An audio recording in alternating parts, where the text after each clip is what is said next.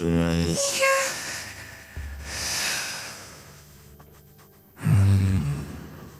I was 12 years old, my mom had just started trusting me enough to leave me home alone. So this had to be when I was 12. We live in a peaceful and ordinarily safe little town. Quiet streets, spacious yards, friendly neighbors, and a charming little village with a bunch of shops and restaurants. It really is not a place where you need to look over your shoulder at night if you're walking alone or anything like that. It just feels safe, which is part of the reason my parents trusted me home alone at such a young age. I still live with my parents today in the same house. The night in question, it was a weekend. My parents were leaving me home alone for the night. We were really little. My grandparents would watch my older sister and I, but since my sister wasn't home for whatever reason, and since I was kind of old enough to be left alone at that age, my parents decided to just trust me by myself. My parents had us young, so they've always been a bit more active in the sense that they'd often travel or go out on the weekends with their friends. They left me some money for pizza for dinner. It was the ideal night for a 12 or 13-year-old. House to myself, video games all night, and pizza for dinner. I used to be obsessed with James Bond video games when I was a kid, so I was playing some game called Nightfire for like my third playthrough on my PS2. After I finished the game again, I decided to order the pizza. There was a pizza place right by our house called Gianni's. It's been closed for years now, but it was one of my family's go-to pizzerias. I ordered a regular pie. At the age of 12, I could easily eat 3 slices by myself. My mom told me to wrap the leftover slices in tinfoil and put them in the fridge. I switched out discs for another video game in the meantime while I waited for the pizza, and when the doorbell finally rang, I hurried downstairs with the $20 bill my parents left me. My mom told me to tip $4. The pizza place was like 3 blocks away, so honestly, it wasn't a bad tip, especially for the time. The delivery driver was some 30-something-year-old looking guy, though he looked a little rough. Like he had a really long and gross beard. He also wore glasses and was wearing a black trucker's hat. I gave him the 20 and asked for the specific change. As he handed me the box and counted the change, he looked up at me and then looked past me into the house and said, "You alone here?" I knew it was an odd and creepy question, and my parents taught me well about being wary of strangers. I said my parents are on their way home. A stupid answer in retrospect. I could have just said no, but I knew he was asking because first of all there were no cars in the driveway, and the fact that a kid was accepting the pizza at the door instead of an adult. After he handed me the change, I closed the door. I ate in the kitchen, probably had 3 slices and then wrapped up the rest of them and put them in the fridge. I went back upstairs and played my other James Bond PS2 game, Agent Under Fire. I liked this one less than Nightfire, but it was still good. Hours go by of me playing. It was probably 11 o'clock when the doorbell rang. Naturally, thinking it was my parents, I rushed downstairs to the door. I said through the door, "Mom? Dad?" But an unfamiliar voice on the other side said, "Hey, I need help." They said they need to use a phone. I said, "Who is this?" And he repeated that he just needs to use a phone. I didn't want to peek through the window because, quite honestly, I was scared. I decided to go upstairs and ignore it. I knew from common sense alone that opening that door would be a horrible, horrible idea. I was walking up the stairs, which are directly in front of the front door, when the man outside banged on the door, and I heard him say, "Whoa, whoa, whoa." What that meant was that he saw me. I was watching through the glass at the top of the door. I turned around, and though it was dark on the front porch, I could still see the outline of the man's head. Though I couldn't see his eyes, it was obvious that he was staring back at me. I ran upstairs and ran to my parents' room. The only house phone that was upstairs was in my parents' room, so I went to the phone immediately and called my mom's cell phone number. I didn't memorize my dad's number at that age. My mom picked up the phone, likely under the influence of a few glasses of wine, and then I told her that there's someone at the door asking to come in. This comment likely sobered her up instantly, as I remember her tone shifted dramatically, and she sounded much louder and more concerned. She asked me a few questions. Firstly, if I had answered the man or at all made him aware that I was home, and I told the truth and said yes. I asked who it was. My mom's tone grew more and more concerned. She asked me if for any reason someone knew I was there by myself, and I immediately thought of the pizza guy. I told her that the pizza guy asked if I were here alone, and around this time, the doorbell rang 2 more times. I told my mom in a panic, expressing that the guy would not leave. My mom told me to stay put in their room and keep the bedroom door locked. She said they were calling the police. My mom kept me on the line with her on her phone while they called the police using my dad's phone.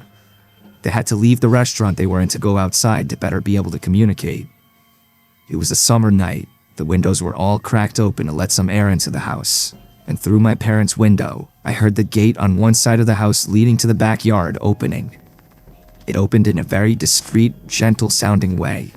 I told this to my mom, and she kept telling me to just stay quiet, stay in their room, and keep the lights off.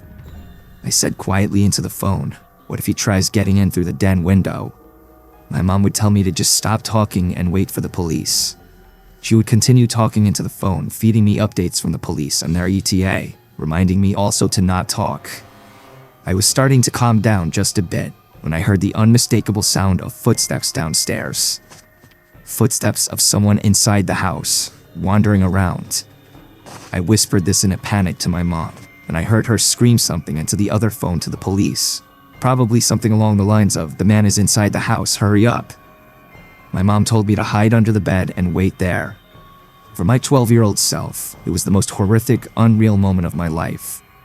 The only thing keeping me feeling relatively protected was the tiny little lock on my parents' bedroom door. I heard footsteps coming up the stairs. The stairs are by my sister and I's bedroom down the hall. My parents' bedroom is further down. The footsteps faded for a few moments, I'm assuming as the intruder went into our bedrooms, searching. My mom told me the police would force their way in and to not move until they were inside.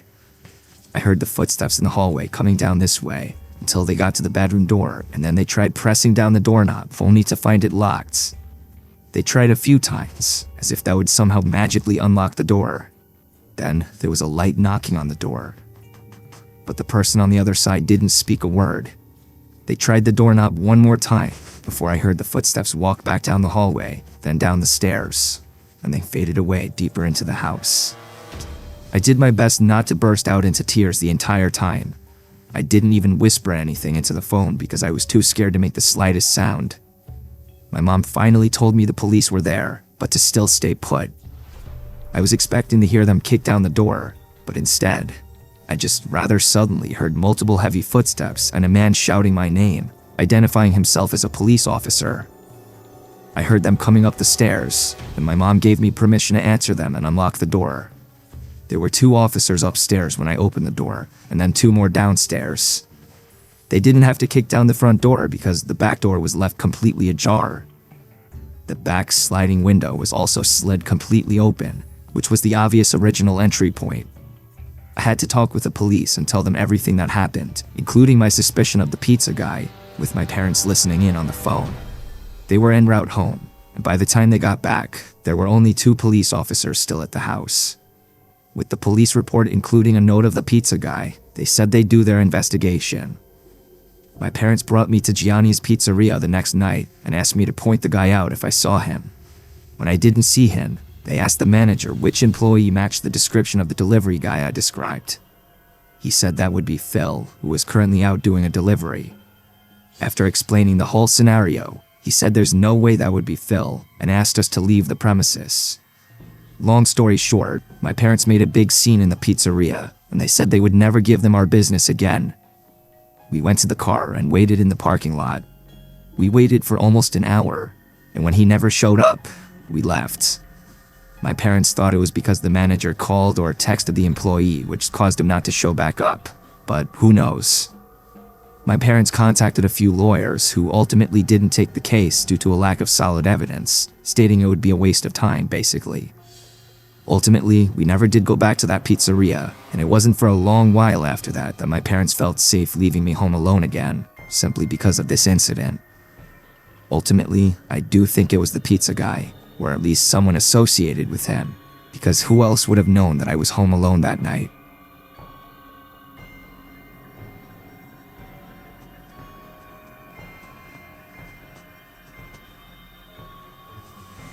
When I was a teenager, my parents and I moved from California to a secluded area in North Idaho. My parents had just retired and built their dream home deep in the backcountry. We had no neighbors in sight, just forest. Endless, dense forest that backed right up to national parklands and paper mill logging grounds.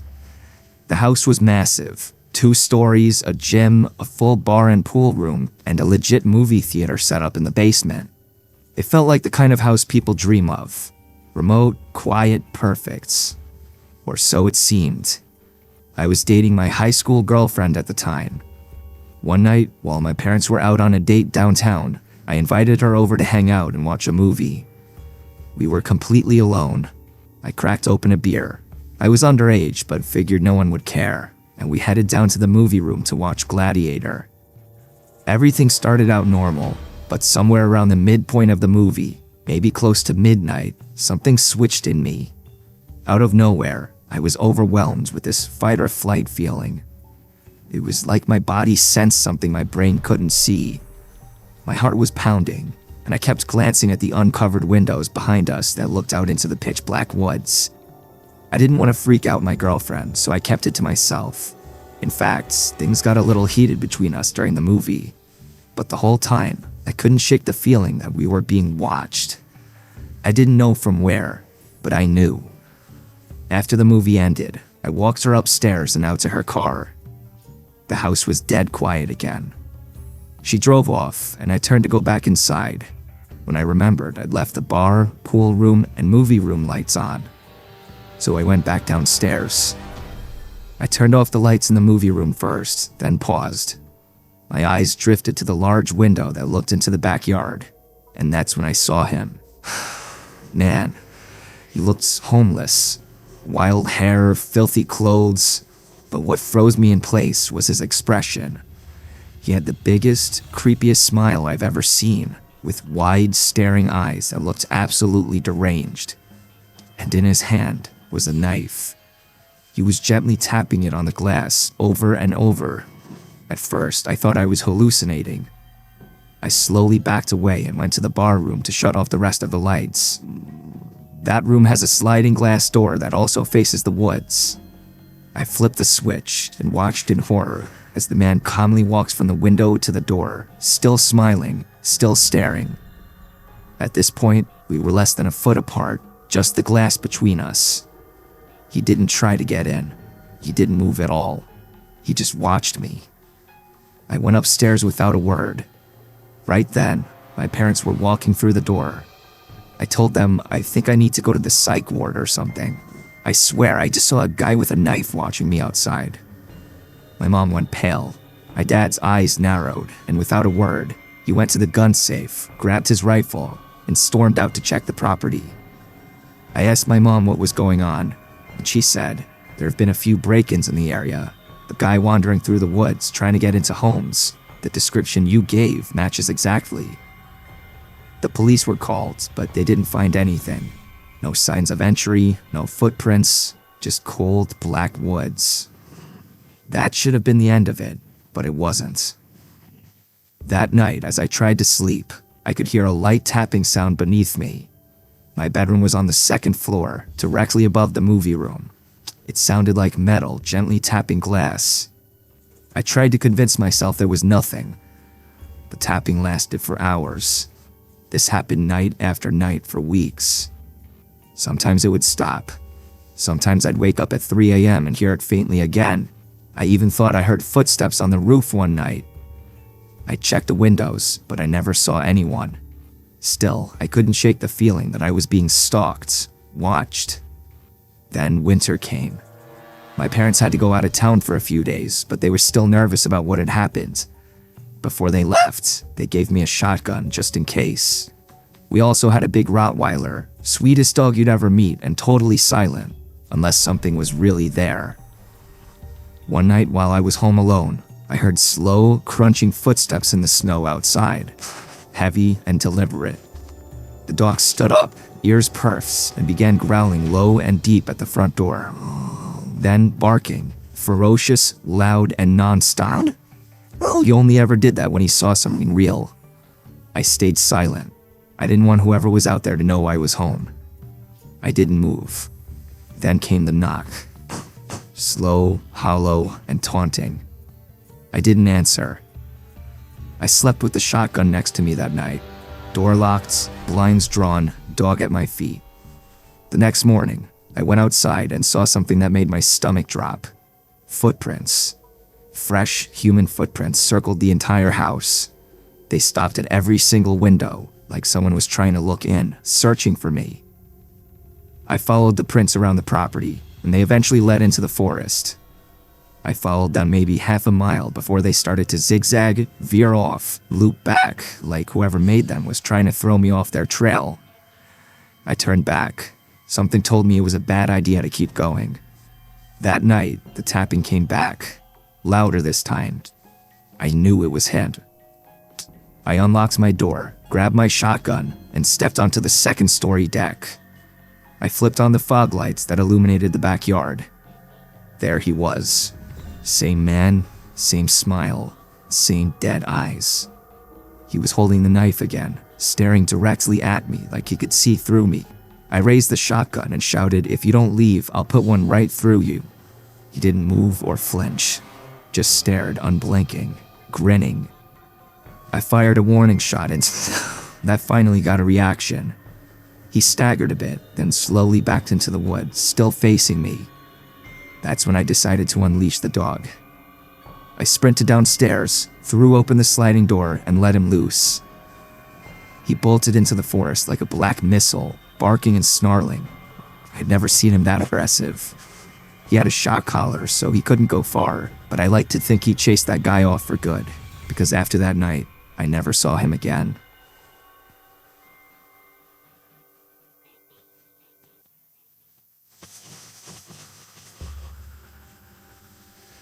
This happened in March of 2022 during spring break. I was in my second year of college. My friends and I, 6 of us total, decided to rent a cabin out in South Carolina for a few days, just to get away from everything. No school, no stress, no phones. It was supposed to be one of those quiet trips where you drink too much, play music too loud, and maybe make some memories you'll laugh about later. There were 4 of us guys, me, Matt, Chris, and Tyler, and 2 girls, Jess and Sarah. We'd all been close since freshman year. The cabin we picked was stupid cheap for its size. 2 stories, a wraparound porch, 2 bathrooms, and listed as being on private land near a lake. It was way out there, no towns for miles, surrounded by forest. The guy who owned it had a thick accent and seemed kind of off when we talked to him on the phone. All he said was, "Just don't go wandering too deep into the woods. Some old stuff back there. Wells, busted fences, snakes. You don't want to get turned around." We laughed about it, thought he was just trying to add some spooky southern charm to the trip. But when we got there, it wasn't funny. The drive took forever. GPS gave out an hour before we arrived. The last part of the road was just dirt and gravel, barely wide enough for 1 car. Trees got thicker the closer we got. When we finally saw the cabin, we all kind of went quiet. It didn't look like the pictures. It was older and dirtier. The windows were dusty, and a few of the shutters were hanging off by the hinges. There was this faint smell outside, like old garbage and wet wood. We brushed it off and made jokes, said it just added character. We unloaded, claimed rooms, and started drinking by 7 p.m. The first night was fun. We grilled outside, cranked music from a Bluetooth speaker, and played some card games. By 11, it got cold, so we moved inside. That's when I noticed how dark the woods were. I don't mean just nighttime dark. I mean complete blackness. The porch lights barely lit up more than a few feet, and the trees were so dense it felt like they were pressing in from all sides. No bugs, no wind, just total, heavy silence. We ended up crashing around 2 a.m. I had one of the rooms on the ground floor, right next to the kitchen. Small and just a bed and a window facing the woods. At around 4:15, I woke up. No reason, just wide awake like someone had poked me. I laid there for a second, heart beating fast. Then I heard it. Tap, tap, tap. I thought it was the heater at first, but then it repeated. Steady, non-metallic, non-mechanical. It sounded like fingers. I looked at the window, and there was a man standing there. He was pressed up against the glass, face and us touching it. Pale skin, wild hair, no shirt, just staring in. His mouth hung slightly open like he was breathing through it. His eyes were wide. He didn't blink. He didn't move. He just stood there and tapped, soft and slow, like he was trying to tease me. I felt like my body locked up. Then the tapping got a little faster. I whispered for Matt, who was sleeping on the couch outside my room. I said his name again, louder. He woke up groggy and asked what I wanted. I just pointed.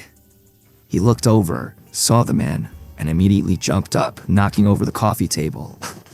That must have scared the guy off, because by the time Matt turned the porch light on and ran outside, he was gone. We all got up. The girls were terrified. Tyler tried to convince everyone it was just some drunk local messing with us. Chris said maybe it was a hunter who got lost, but I knew it was that guy watching me. He wasn't lost. We blocked the doors, moved the couch in front of the big living room window, and took turns staying awake for a few hours. Nothing else happened that night. The next morning, we went outside. There were footprints, bare human footprints circling the entire cabin. They stopped at every window, every single one, even the little one above the upstairs shower. That should have been it. We should have left, but we didn't. We were dumb and stubborn, and we stayed. Night 2 started the same. Drinks, music, fire pit, but the energy was different. Everyone kept glancing at the woods. Jess didn't drink, and Chris kept his hunting knife on his belt. When we finally went inside, we locked every window and double-checked the doors. Around 3:30 a.m., Matt went to the kitchen for water. He stopped in the hallway and called my name. I got up and saw him standing there, pointing. There was someone in the kitchen, man from before, but this time he was inside, naked. His back was to us, covered in long, raw-looking scratches. He was standing in front of the fridge, staring at it like he didn't know what it was. He made this slow, swaying motion like he was rocking on his feet. Matt didn't speak. He just backed up. We all gathered silently at the hallway entrance. I had a pocket knife. Sarah had the fire poker. Chris grabbed one of the chair legs he'd snapped earlier, trying to be funny. We turned on the light. The man was gone. The back door was wide open, but it wasn't broken. It wasn't forced. It was just open. We left 20 minutes later. No one argued. We packed only the basics, wallets, keys, phones, and drove through the woods until we had enough signal to call the sheriff. When we met the deputy at a diner off the highway, he didn't look surprised at all. He asked if anyone was hurt, then said, "Yeah, we've had some trouble with folks squatting up in those woods. Not always right in the head." We tried to explain it wasn't just some homeless guy. This man watched us, came back 2 nights in a row and had a key or somehow got inside. The deputy just nodded like he'd heard it before. When we mentioned the owner, his face almost implied that he knew the guy. The listing disappeared a few days later, completely wiped from every rental site. We never got answers, never got a call. We never even got our deposit back. But that face, the way he looked at me through the window, I still see it sometimes when I wake up at night. We don't talk about that trip much anymore. But as far as I know, none of us have been back to South Carolina since.